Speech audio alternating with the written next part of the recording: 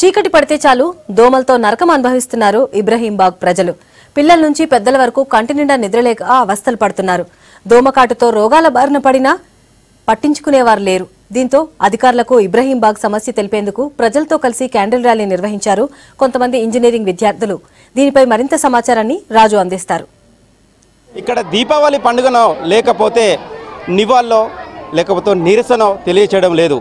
ఈ గ్రామస్తులు ఇబ్రహీంబాగ్ గ్రామస్తులు తమ ఊర్లో దోమలు ఉన్నాయి, ఆ దోమల వల్ల మేము రోగాల బారిన పడుతున్నాం, మా బాధలు మా కన్నీళ్ళు ఎవరు చూడడం లేదని ఆందోళన వ్యక్తం చేస్తున్నారు. ఈ గ్రామస్తులందరూ కొవ్వొత్తుల ర్యాలీతో ఇక్కడ సెంటర్ ఇబ్రహీంబాగ్లోని ఇది సెంటర్ ప్రధాన సెంటరు.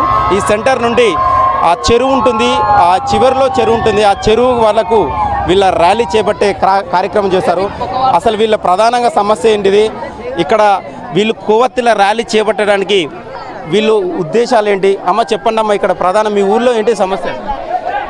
దోమలకు చాలా కష్టం ఉంది మాకు. రాత్రంతా మధ్యరాత్రికి నీళ్ళు మధ్యరాత్రి 2 గంటలకు అంటారు, 4 గంటల దాకా కూడా నీళ్ళు కూడా వస్తలేవు. నీళ్ళు కూడా వాసన నీళ్ళు వస్తున్నాయి, డెన్సులు సరిగ్గా లేవు, రోడ్లు సరిగ్గా లేవు. దోమలకైతే ఎవరు వచ్చిన చుట్టం కూడా రాకుండా అయిపోతున్నారు మాకు. దోమలు ఎక్కడి నుంచి వస్తాయమ్మా?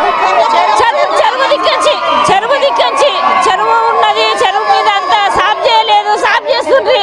ఇప్పుడు ఎలాంటిది పట్టించుకుంటలేరు. చెప్పండి అమ్మా మీరు.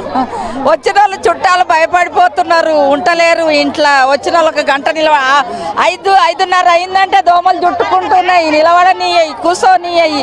నీళ్ళు పడుతుంటే కూడా జొర్రిగల్లాక తలుగుతుంటాయి. 12 గంటలకు 1 గంటకు 2 గంటలకు టైం లేట్ టేబుల్ లేదు నీళ్ళ రానికి. ప్రధానంగా ఈ గ్రామస్తులకు కూడా ఇక్కడ దోమల వల్లే రోగాల బారిన పడుతున్నాం అనే విషయం కూడా తెలియదు. స్వచ్ఛందంగా కొంతమంది ఇంజనీరింగ్ విద్యార్థులు NSS అండ్ 5th పిల్లర్ సంబంధించిన విద్యార్థులు సర్వే చేసి ఇక్కడ గ్రామస్తులకు సంబంధించిన వాళ్ళు చెప్పారు. సార్ 1 ఇయర్ ముందు మార్చిలో ఇదే నెల మేము ఇక్కడ విద్యార్థులందరం కలిసి సర్వే చేశాము. సర్వేలో 80% మంది ఇక్కడ మేము దోమల వలన తీవ్ర బాధలతో మనం పిల్లలందరినీ కుడుతున్నాయి. దోమల ప్రాబ్లం మాకు చాలా తీవ్రంగా ఉందంటే స్టూడెంట్స్ అందరం కలిసి ఎలాగైనా దీన్ని సాధించాలి, వీళ్ళకి ఇక్కడ దోమల ప్రాబ్లం ఉండకూడదు అని కంకణం కట్టుకొని 200కి పైగా కంప్లైంట్స్ చేశాము. 5కి పైగా ఆఫీసులు తిరిగాము, 15కు పైగా ఆఫీసర్లను కలిసాము, ఒక మేజర్ ప్రజాప్రతినిధిని కూడా కలిసాము. కానీ ఇప్పటి వరకు 1 సంవత్సరం అయినా కూడా ఈ ప్రాబ్లం నత్తనడకనే నడుస్తుంది. అసలు ఇక్కడ దోమలు ఎందుకున్నాయని మేమందరం వెతికి చూస్తే అక్కడ ఉన్న ఇబ్రహీం చెరువు, 15 ఏళ్ల ముందు అక్కడ జనాలు తాగునీరుగా వాడే ఇబ్రహీం చెరువు, ఈత కొట్టే వాళ్ళు అక్కడ ఎంతో వందలాది జీవాలు నివాసం ఉండేవి.